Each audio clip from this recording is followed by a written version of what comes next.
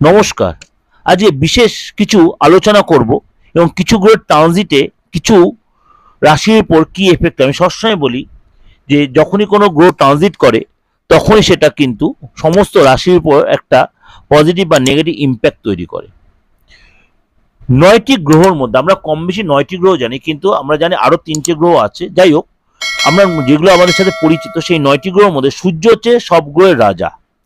১৪ই মার্চ সন্ধে ৬টা ৫০ মিনিটে ১৪ই মার্চ সন্ধে ৬টা ৫০ মিনিটে সূর্য মীন রাশিতে প্রবেশ করবে। মীন রাশিতে সূর্যের গোচরের কারণে বুধাদিত্য এবং শুক্রাদিত্য রাজযোগ হবে এবং চতুর্গ্রহী যোগ তৈরি হবে। এই যোগগুলোর প্রভাবে কিছু কিছু রাশির জন্য যথেষ্ট সুসময় বয়ে আনছে। তার মধ্যে আপনার রাশি পড়ছে কিনা চলুন তাহলে জেনে নিই। আজকে বলবো সেটা হচ্ছে ধনু রাশি।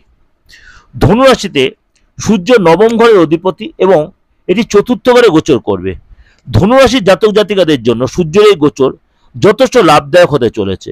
আপনার আর্থিক অবস্থার যথেষ্ট উন্নতি হবে, আয় বাড়বে, আপনি কেনাকাটার মানে কেনা বেচার মধ্যে আপনি যথেষ্ট উন্নতি করতে, অর্থাৎ আপনি ব্যয় করবেন যেমনি আপনি আয়ও হবে আপনার তেমনি, এবং ব্যবসাতে আপনার যথেষ্ট লাভবান হবেন। ফ্যামিলির কাছ থেকে হেল্প পাবেন, পরিবারের সাথে সময় কাটাতে পারবেন এবং আপনি কোথাও বাইরে যাওয়ার পরিকল্পনা এই সময় করতে পারেন। এটা কিন্তু আপনাদের কাছে ওভারঅল একটা প্রেজেন্ট আমি করলাম।